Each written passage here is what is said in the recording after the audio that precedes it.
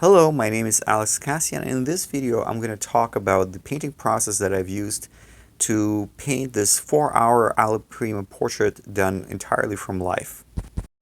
Although the length of the entire session is 4 hours, I make sure to make it easier on my model, and it's also easier for myself, and I split my entire session into segments of 25 minutes. So what you're seeing here in the first part of 25 minutes is the initial steps. The goal of these initial steps is to create the basic drawing, put down the foundation, separate the light and shadow, figure out the composition, and stretch the values. The surface I'm using is actually a piece of paper. It's a 270-gram bristle paper that I have covered with a mid-tone neutral ground, on top of which, once it's dry, I'm building my paint. So my initial steps are, my initial layer is covered with transparent yellow oxide. So the color that you see there, that yellowish color, is a transparent yellow oxide. I get often asked whether I use any mediums in my painting process, and the answer is no. I use oil paint directly, straight from the tube. And in order for the entire process to go smoothly, I also organize my palette in advance. So as I mentioned, my initial objective here is to establish the drawing and split the values. In order to accelerate this process and be as efficient as possible, I'm trying to separate my brushes into groups of values. So as you see in this video, I have a total of 4 brushes when I start, and each brush is dedicated to a specific value, limited value range. So for instance, when I start my painting, I do my initial drawing with transparent yellow oxide, which is kind of a lighter transparent pigment.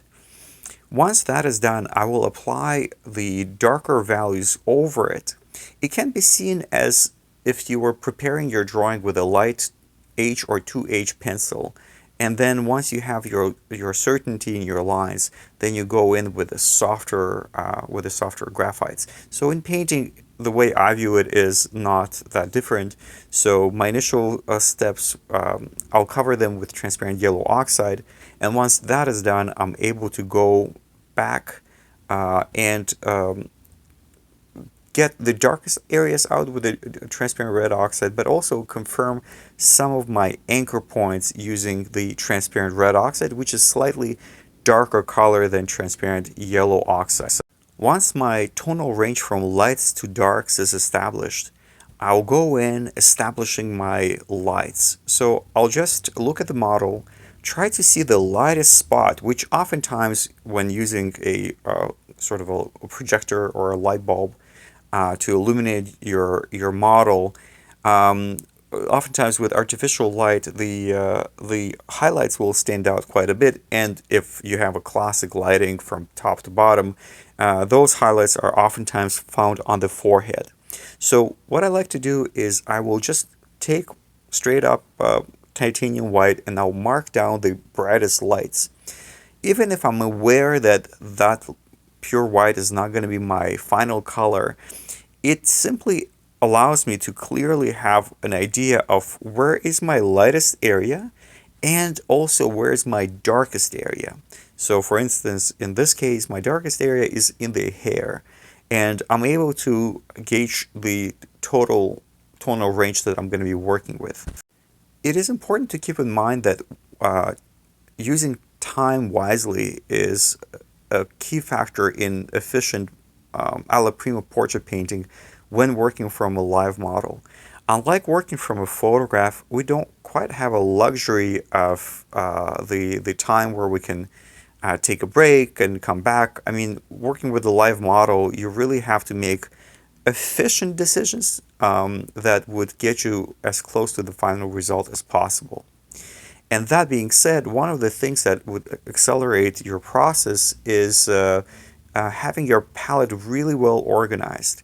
What I like to do is I like to have a couple of premixed colors that are not necessarily precise colors of the portrait you're painting. However, they would be precise values that would always allow you to quickly find your lights, let's say, and your midtones. So for instance, on my palette, I have a premixed color from Kama Pigments, a Canadian manufacturer of paint that sells a pigment called Piglet. It's basically a kind of a rosy beige, and it's a base I use for my lights. And then the same manufacturer makes rose gray, which is a fantastic base for my midtones. So it's value-wise, it's equivalent to yellow ochre. So for my midtone base, I will vary between yellow ochre and rose gray in order to find the color I'm looking for. So it's somewhere between the beige red or beige yellow. And then initially my transparent yellow oxide holds my values in the shadows, and then my transparent red oxide just marks the deepest darks. Of course, as the painting gets more developed, I expand my color range, my hue range. But at the beginning, I try my best to see from the get-go the full tonal range of my composition. By the time I enter the third set of 25 minutes, my goal is to, at this point, have a clear idea of what the entire composition will look like. So for instance, at this point, I will introduce another brush for my background. So in this case, I've used this kind of a darker blue background.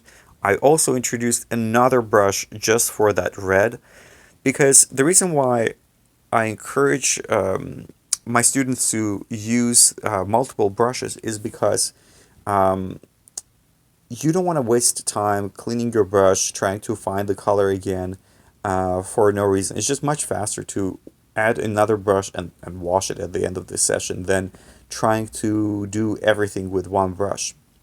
And speaking of brushes, so the key reason why I use multiple brushes is because one of the hardest things, or one of the most common mistakes you see in oil painting, is when we have a lot of, we oftentimes see people have their paintings have this kind of a muddy look. That is caused by the contamination of pigments. I'll give you an example. Let's say if you painted your highlights and your lights with the same brush that you then wiped, you think the brush is super clean, then you went into your hair, you're thinking that you're getting the dark hair and you're painting the hair, and then you realize that you need to go back into your lights, you take the same brush, you clean it up, but now at this point you're not really able to clean the brush. Keep in mind that the pigments are designed to stick to surfaces. They don't come off that easily. So even if you think you cleaned your brush, you will always have a bit of that darker pigments that will go into your lights. As a result, after hours of paint, you might end up with a muddy look of your painting. So the easy way to eliminate that is simply keep each brush dedicated to a very limited set of values. And I stress on the idea of values and not necessarily the hues, because unlike shifting the values, shifting hues is very simple, and just by wiping the brush, you'll be able to slightly vary your hue differences. For example, if you're painting the cheek area and you're noticing that, well, instead of the reddish beige, you need more of a greenish beige, you're still staying within the same value. So all you need to do is wipe your brush and add more of the hue that you are trying to get. I hope you found my tips useful, and if you have any questions, please feel free to leave them in the comment section below. There are many more videos coming up in the near future, and so I'm going to try to address some of the questions that are asked here in the comment section. Once again, thank you very much for watching. Please make sure to subscribe to my YouTube channel. I have a lot of new exciting material coming up in the near future, so make sure not to miss that. Thanks for watching.